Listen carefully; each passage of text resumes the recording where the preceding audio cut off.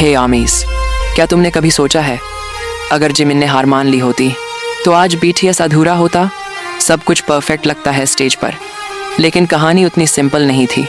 एक टाइम था जब जिमिन सबसे ज़्यादा मुस्कुराता था, लेकिन अंदर से सबसे ज़्यादा टूट गया था।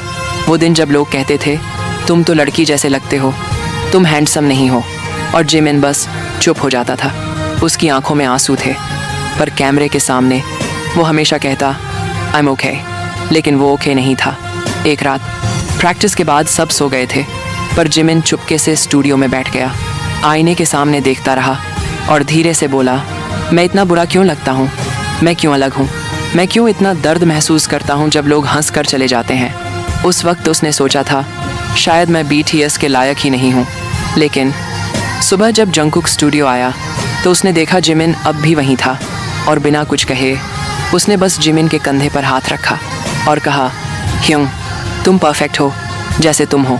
फिर एक एक करके सब आ गए, RM, Jin, V, Suga, J hope, और सब ने कहा तुम हमारे बिना BTS इनकम्प्लीट है। Park Jimin. उस दिन जिमिन रो पड़ा, पर पहली बार वो आंसू दर्द के नहीं, शुक्रिया के थे।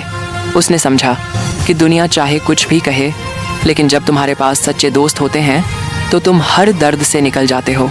और आज जब वो स्टेज पर मुस्कुराता है, जब वो कहता है you are perfect as you are, तो उसके पीछे एक कहानी छिपी होती है। एक छोटा सा लड़का जो हार मान सकता था, लेकिन BTS ने उसे संभाल लिया। तो आर्मीज, अगर तुम कभी अपने आप से नाराज़ हो जाओ, जिमिन की कहानी याद रखना, क्योंकि कभी कभी तुम्हें बस एक दोस्त चाहिए होता है जो कहे तुम परफेक्ट हो जैसे तुम हो।